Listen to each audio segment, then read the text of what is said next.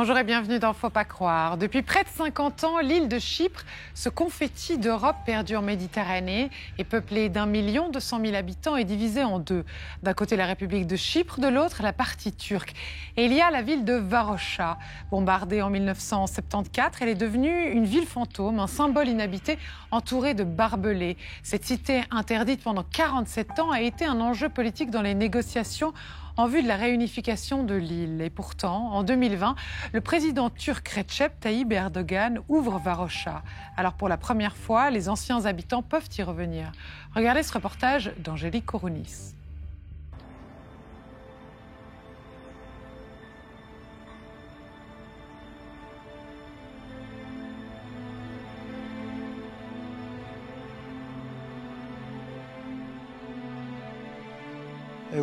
Moi, même à 100 ans, je viendrai à genoux si j'ai la possibilité de venir vivre ici.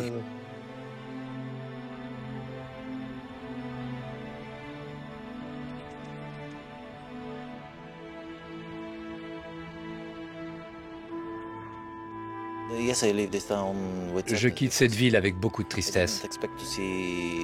J'en avais entendu parler, mais je ne l'avais jamais vue. À vrai dire, je ne m'attendais pas à voir de telles choses.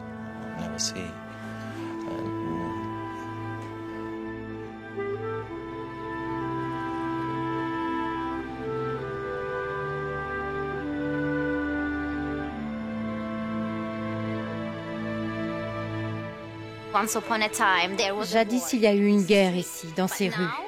Mais aujourd'hui, nous nous y promenons et nous nous réjouissons. C'est un lieu unique. Et peut-être que cela servira davantage si on laisse ce lieu en l'état.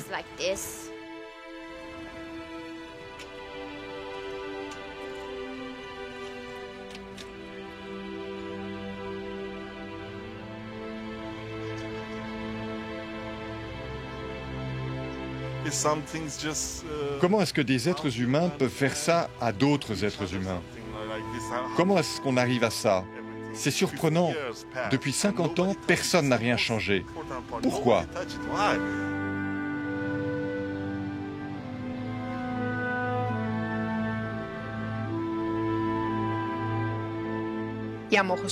Varosha n'est pas n'importe quelle ville pour qu'elle puisse se perdre. Varosha ne pourra jamais être perdue, c'est nous qui l'avons perdue.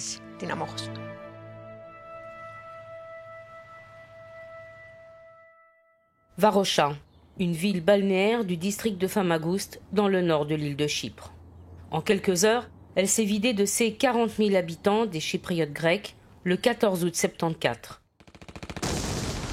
Ils fuyaient les bombardements au napalm et l'avancée des troupes turques qui envahissaient le nord de l'île en réponse à un coup d'État manqué des nationalistes chypriotes grecs qui visaient à rattacher l'île à la mère patrie, la Grèce. Après l'exode de ses habitants, Varosha a été pendant des semaines ravagée, méthodiquement rasiée, les maisons saccagées, les églises profanées, les commerces pillés. Une fois vidée et ceinturée de barbelés, Varosha, réduite au silence, est restée aux mains de l'armée turque, une ville interdite pendant 47 ans. De Riviera avant-gardiste, elle est devenue un enjeu politique dans les négociations intercommunautaires en vue de la réunification de l'île. Varosha faisait partie intégrante des négociations en cours, elle en était le symbole. L'armée turque, qui occupe toujours 33% du territoire de l'île, devait se retirer de Varosha et la ville devait être restituée aux Chypriotes grecs ou passer sous le contrôle de l'ONU. Coup de théâtre. En novembre 2020, passant outre les résolutions de l'ONU qui prévoyaient le retour de Varosha à ses propriétaires légaux, le président turc Recep Tayyip Erdogan décide d'ouvrir 5% de la ville. Les deux grandes rues principales et une partie de la jetée de Varosha sont réaménagées. Avec cette ouverture, le président turc marque sa volonté de mettre fin aux pourparlers en vue d'une réunification de l'île au sein d'une fédération bicommunautaire au profit de la création de deux États distincts. Il se rend en grande pompe en République turque du nord de Chypre autoproclamée malgré les protestations de la communauté internationale et la condamnation de l'ONU. Désormais, Varosha devient le symbole de la séparation de l'île. Pour la première fois depuis leur fuite, les réfugiés chypriotes grecs de Varosha ont pu marcher dans leur ville, devenue une attraction touristique sous haute surveillance policière.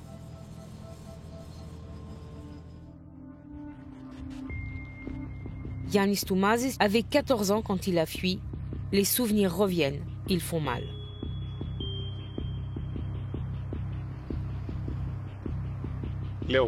Avenue Evagora au fond là-bas, avenue Evagorou et Agiou Ioannaou. C'était ma maison, la clinique de mon père. C'est là que j'ai grandi. On ne peut pas y aller malheureusement.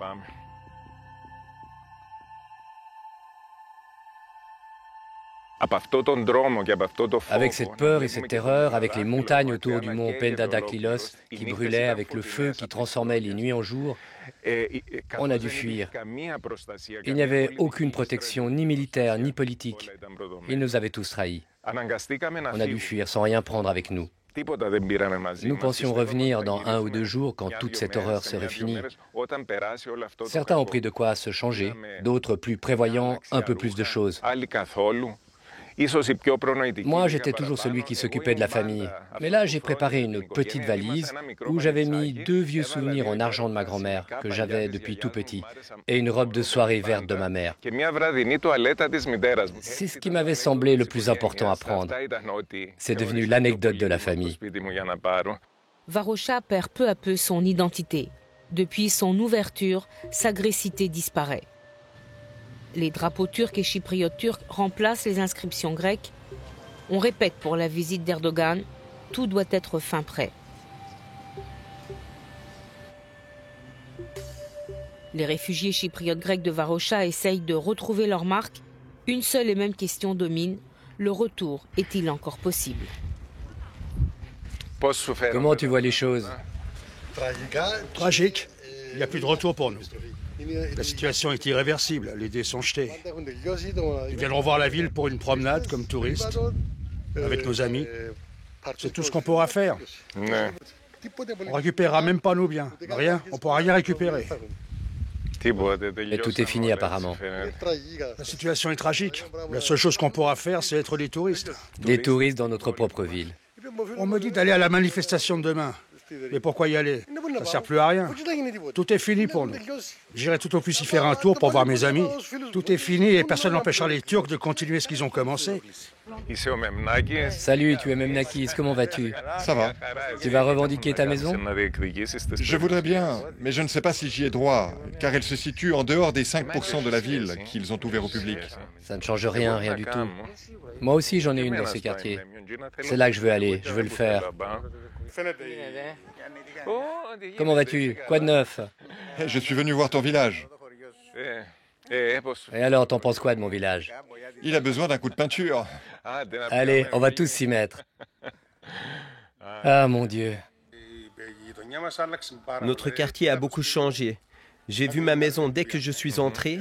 Je la regardais pendant 10 minutes et je n'arrivais pas à croire que c'était ma maison.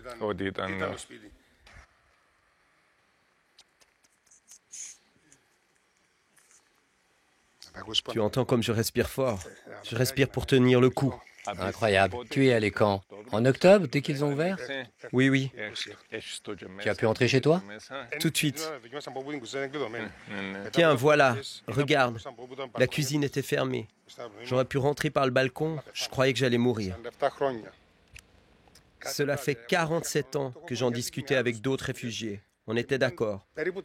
On se disait, le premier qui se retrouve un jour à Varosha filmera toutes les maisons de notre quartier. J'étais le premier. Regarde, je n'y arrive pas.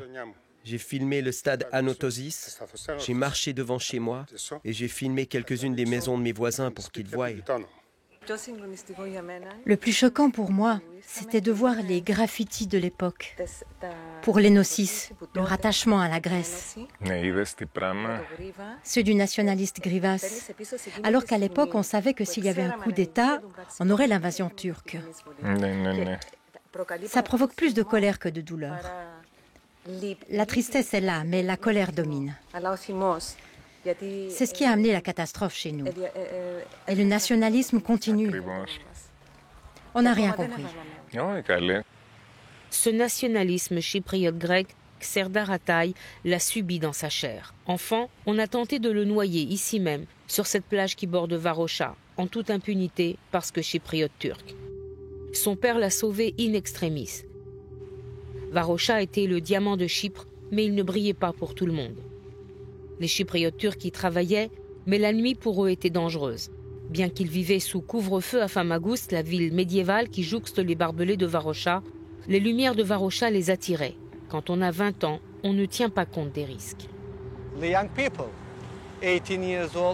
jeunes gens de 18-19 ans, tout ce qu'ils voyaient, tout ce dont ils avaient envie, c'était la folle vie de Varosha. Les discothèques, les cafés, les filles étrangères. Pour la plupart, ils venaient à Varosha. Est-ce qu'ils prenaient des risques? Oui, il y avait un risque. Ils pouvaient venir pour vivre cette vie nocturne, mais c'était à leurs risques et périls. Mais ils venaient quand même. Depuis ma naissance, nous vivions ici, à Famagoust. Imaginez ce que l'on ressent. Tu es dans ta maison et devant toi, l'obscurité absolue. Tout Varosha est dans le noir, déserte, des maisons pillées. C'est un grand traumatisme. C'est comme une grande dépression d'être confronté à cet environnement toute ta vie. En fait, c'est comme si tu dormais à côté d'un cadavre. C'est exactement ça. Ils nous ont imposé de dormir ensemble toutes ces années à côté du corps mort de Varosha. Après la guerre de 74, les Chypriotes grecs du sud de l'île ne pouvaient approcher Varosha. Les Chypriotes turcs qui vivaient dans le nord non plus. Les uns rêvaient de cette ville, les autres en faisaient des cauchemars. On doit vivre dans une ville divisée en deux. Une ville dont la partie la plus dynamique, la plus prospère, était laissée à l'abandon. Et Varosha, à côté de Famagoust, me rappelle un oiseau aux ailes brisées. Il n'y a pas que Varosha qui soit meurtri et balafré. Toute l'île de Chypre l'est. Ce décor de guerre omniprésent banalise au quotidien des décennies de conflits. Nurtane, artiste chypriote turque, refuse ce status quo. Elle vit à Famagoust en face de Varosha et traverse dès qu'elle peut la ligne de démarcation devenue frontière informelle pour rejoindre Yannis. Leur priorité, sauver la mémoire de Varosha. Ensemble, via les arts plastiques, ils ont mis au point une application pour téléphone portable inédite. Thank you. On va là-bas, Où ça? dans mon bureau. Très bien. Allons dans ton bureau. Salut Costa.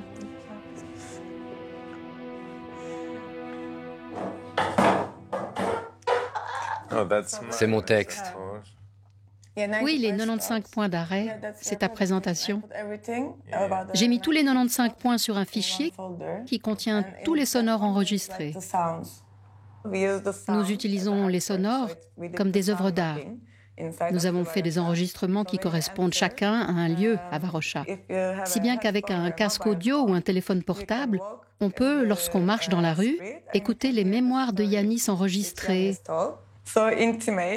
comme des fragments de sa vie qu'il partage avec nous, très généreusement. Ce sont de vrais moments de sa vie que l'on ressent in situ. Nous, anciens habitants de Varosha, nous ressentons un vrai bonheur d'être physiquement dans cette ville. C'est comme si nous donnions un nouveau libre cours à nos vies, qui ont été interrompues brutalement. C'est une chose que je tiens à exprimer. Elle est très importante.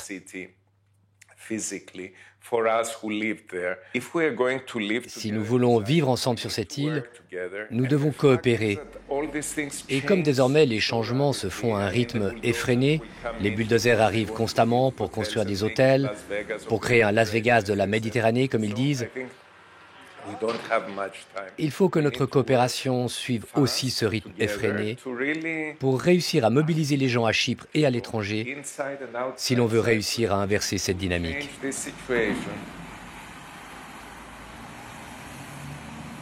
À l'heure qu'il est, on peut prendre une photo d'une maison, mais on n'a pas le droit d'y entrer. Comment pouvons-nous nous approprier l'espace qu'on nous refuse? Nous avons pensé au son. Le son n'a pas de limite. Ils ne peuvent pas interdire le son. Varosha est dans une situation terrible. Ce n'est pas quelque chose d'anodin. Une multitude d'émotions sont générées et nous devons trouver des moyens pour les gérer, pour résister à la situation. Pour Yannis et Nourtane, Varosha peut et doit devenir le point de départ d'une réunification de Chypre. Serdar, qui se bat pour la préservation de la ville médiévale de Famagoust, voudrait voir Famagoust et Varosha unis. Nous avons un rêve. C'est rendre Varosha à ses habitants légitimes. Rendre vie à tous ces hôtels et ces beaux bâtiments. Permettre aux gens de revenir au lieu où ils vivaient jadis. Aux intellectuels que la ville hébergeait et à tous les autres habitants. On veut mettre toute la ville, l'ensemble de la ville historique de Famagoust et Varosha, sous protection de l'UNESCO, comme héritage culturel de l'humanité. C'est notre vision idéale d'une situation productive dans laquelle tout le monde chypriote, grec ou turc, puisse bénéficier de la même prospérité et d'un patrimoine culturel commun. Et cela deviendrait un catalyseur, un modèle pour le processus de la réunification. Voilà notre rêve. Les autorités des deux communautés sont aux antipodes de cette logique. Côté chypriote turc, Varosha est strictement chypriote turc et son ouverture doit obliger les chypriotes grecs à accepter cette nouvelle réalité imposée par Ankara. La fin du rêve de la réunification au profit de deux futurs États distincts. La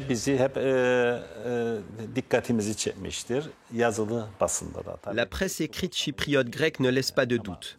Ils ne veulent pas de solution. Les Chypriotes grecs n'ont jamais réellement envisagé une solution équitable où nous ne serions pas une minorité, mais des citoyens politiquement égaux. Maintenant, les choses ont changé. À partir du moment où nous avons ouvert Varosha, les Chypriotes grecs ont compris qu'ils devaient revenir à la table des négociations avec un esprit différent. Vous savez, on s'est rendu compte que nos invités chypriotes grecs qui visitent la ville ne réagissent pas du tout comme le gouvernement chypriote grec. Ils sont bien plus ouverts, ils nous expriment leur contentement et reconnaissance pour l'ouverture de la ville. Côté chypriote grec, un seul mot d'ordre, reprendre au plus vite les négociations en vue d'une fédération bicommunautaire. Varosha doit en faire partie. Mais l'ouverture de la ville et la volonté par la suite des autorités turques de détruire les maisons existantes pour en faire le Las Vegas de la région semblent de plus en plus compromettre ces négociations. Le retour de Varosha était considéré dans toutes les négociations comme allant de soi. C'était acquis. C'était le point de départ du règlement, la question du retour des terres et de la délimitation territoriale. C'est difficile de considérer des négociations pour résoudre le problème chypriote sans le retour de Varosha. Mais ce à quoi nous assistons, c'est à une tentative très organisée par les autorités d'occupation du nord de Chypre de repeupler Varosha. Cela aura, comme vous pouvez vous en douter, beaucoup de conséquences négatives sur le retour des réfugiés et sur les tentatives de résoudre la question chypriote. On est devant des faits accomplis tragiques et déterminants qui rendent pratiquement impossible tout règlement de la question chypriote. Car une fois des colons installés à Varosha, il sera très difficile de les faire partir. On nous dira ces gens habitent là depuis longtemps, etc. Cette situation est tragique. Les négociations piétinent depuis des années. Côté chypriote grec, on parle toujours d'un seul et même État au sein d'une fédération bicommunautaire. Côté chypriote turc, la seule solution est la création de deux États distincts.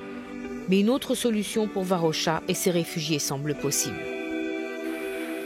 Il ne faudrait pas laisser Varosha otage de la solution globale de réunification, car Varosha est inhabité. Mais il n'y a pas d'obstacle à ce que les réfugiés chypriotes grecs revendiquent leurs biens. Mais la Turquie veut montrer que c'est toujours elle qui décide. C'est pourquoi elle y construit les routes publiques et rénove toute une série de bâtiments. Elle fait de Varosha un musée négatif évidemment. Un musée sordide pour le tourisme noir. Et bien sûr, ils savent qu'ils ne peuvent convaincre, ni faire reconnaître Chypre au nord. Alors cela crée des complexes qui s'expriment par une volonté de manifester du pouvoir, comme les drapeaux sur la montagne. Le plus grand drapeau d'un pays non reconnu. La souveraineté absolue turque, comme l'absolue souveraineté grecque, ne sont pas la solution. Il devrait y avoir des municipalités mixtes, des comités mixtes de chypriotes grecs et de chypriotes turcs, pour gérer la ville sous l'égide des Nations Unies. Ça pourrait être une sorte de zone tampon à l'intérieur de la région du nord de Chypre. Avec de la bonne volonté, c'est possible. Si la volonté politique fait défaut aux autorités de l'île, les manifestations mixtes devant la ligne de démarcation sont de plus en plus fréquentes. Varosha, que l'on voit au fond, sert désormais de catalyseur à la dynamique de la réunification et au rapprochement des deux communautés.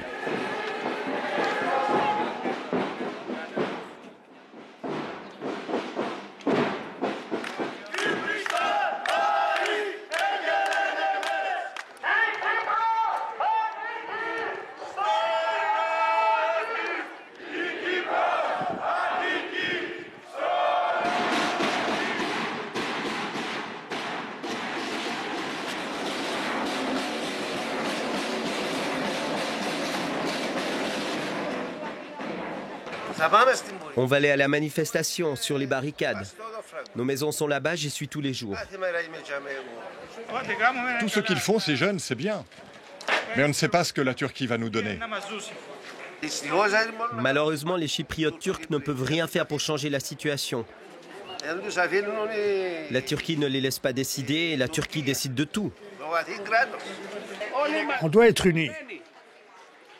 On devait l'être depuis des années. Maintenant, c'est trop tard.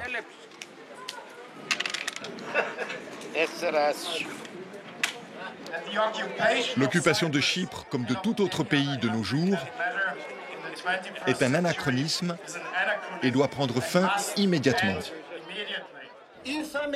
Nous sommes venus ici pour nourrir notre espoir pour une solution que nous ne devons pas laisser mourir.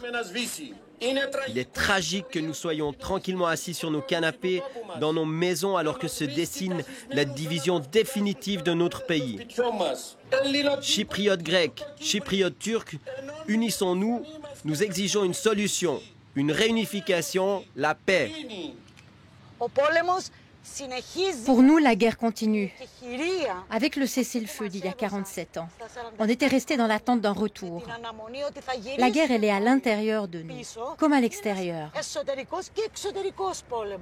Nous sommes de cette génération qui, en une nuit, est passée à l'âge adulte. Le jour d'après, nous avons cessé d'être des enfants.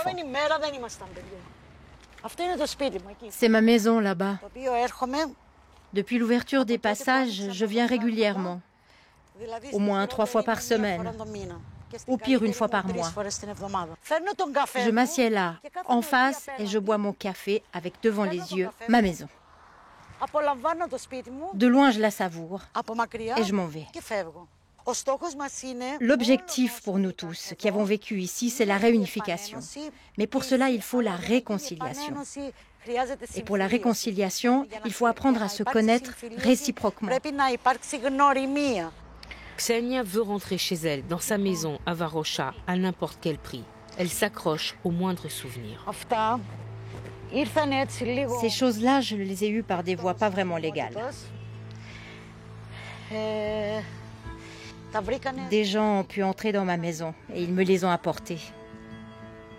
Je les avais priés de m'apporter quelque chose de ma maison et s'ils ne trouvaient rien, de casser comme un bout de mur, que je puisse avoir quelque chose de chez moi. Ils ont trouvé ça. Une pantoufle.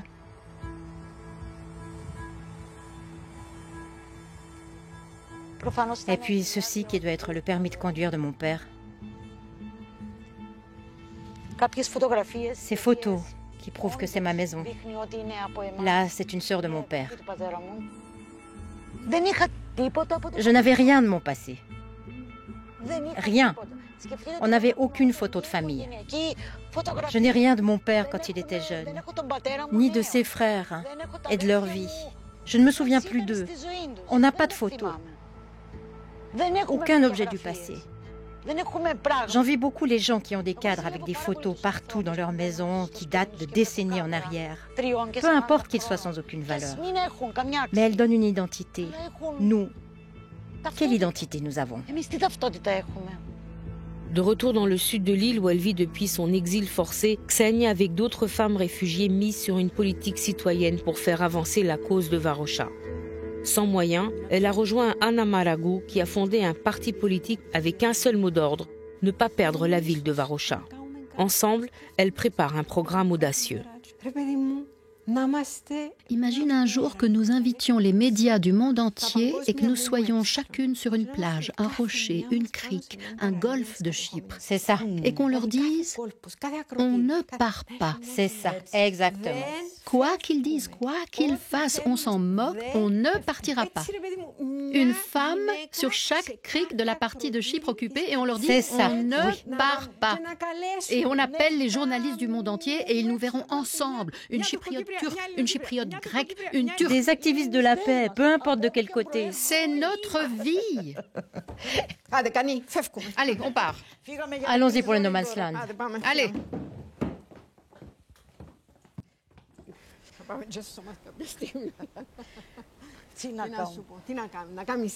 Que peut-on faire? On doit d'abord dire nos idées, nos points de vue, les expliquer et les défendre. Ce que nous voulons faire, comment nous voulons gérer le conflit chypriote et surtout quel Chypre nous voulons construire. Tout le monde sait qui nous sommes. Quel est le peu de moyens que nous avons pour y arriver? Nous avons une particularité. Nous n'avons pas nos gueules sur de grandes affiches le long des routes. Mais nous avons notre message. Et on doit dire la seule chose qui soit vraie. Nous sommes en train de perdre une ville. Et cette perte est provoquée. On a créé un parti pour la sauver, mais c'était la dernière chose que je voulais faire. Oui, mais ce parti est un outil pour faire connaître nos idées en public. Oui, mais c'est tout ce que nous avons. Et je me demande si ça va suffire. Comment est-il possible que les gens acceptent depuis 47 ans qu'on se cogne dans chaque ruelle, chaque rue de la vieille ville, sur un des murs de cette maudite occupation? Cela fait 47 ans que chaque rue est barrée par cette ligne de démarcation. Regarde autour de toi, regarde. Il y a des passages pour les chats. Eux sont libres. Ils peuvent passer d'un côté à l'autre. Nous, non. Des gens, en toute conscience, ont fait un passage pour les chats car ils ont intégré que nous ne pouvons pas aller de l'autre côté. Ils se sont habitués à la division. Mais pourquoi ne peut-on pas aller de l'autre côté? Pourquoi? On nous dit que c'est un no man's land. Mais de quel no man's land parle-t-on? Ces terres appartenaient bien à quelqu'un avant la guerre. Varosha cristallise à elle seule le conflit chypriote. Ankara l'a ouverte, mais aucun réfugié ne peut rentrer chez lui. Elle fait partie des négociations intercommunautaires, mais celles-ci piétinent. Sans statut légal, peu d'investisseurs étrangers veulent s'y risquer. Personne ne peut prédire quel sera son avenir. Seule certitude, depuis son ouverture forcée, les réfugiés n'ont toujours pas pu retrouver leur maison, des barrières les en empêchent.